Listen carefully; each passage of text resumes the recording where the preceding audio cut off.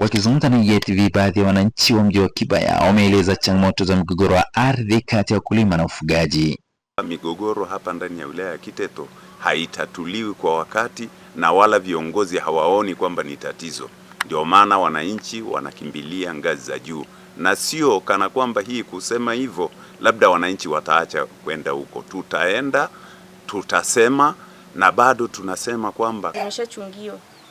Mwendo ni ule ule kukwambia nisamee. Ukimwambia nilipe gharama zangu anakuambia mimi sina hela, naomba tu nisamee.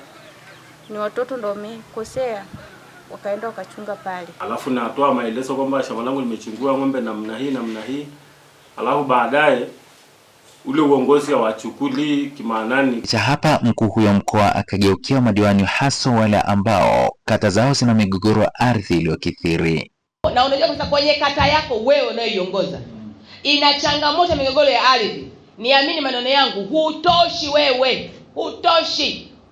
Kwa sababu kama umeshindwa kutatua migogoro kwenye kata yako tu, utatusaidia nini wewe hapa kwenye halmashauri, kwenye wilaya hii utatusaidia nini? Na unapata wapi nguvu ya kusimama kwenye baraza na kutoa sauti yako na kuelekeza jambo ama kwa biashara? Unatoa wapi nguvu hiyo mwanawane? Madiwani kuhusishwa kuelekeza wananchi kwenye madenda kwa mawaziri kulalamikia migogoro hiyo ya ardhi badala ya kuitatua.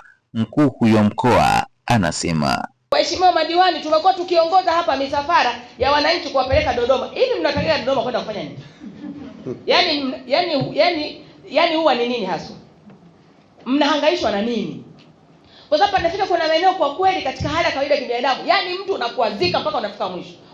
Sehemu ya sababu zinazopelekea migogoro ndani ya wilaya ya Kiteto, sehemu kubwa pia ni pamoja na sisi viongozi, moja, kuwa sehemu ya migogoro, lakini mbili, kuchagiza na kuchochea migogoro hiyo. Kwa upande wake mwezeshaji kutoka TAMISEMI Justina Bubinza ameeleza, huku madiwani wakieleza umuhimu wa mafunzo hayo waliopata na namna ya kutatua migogoro hiyo ya ardhi.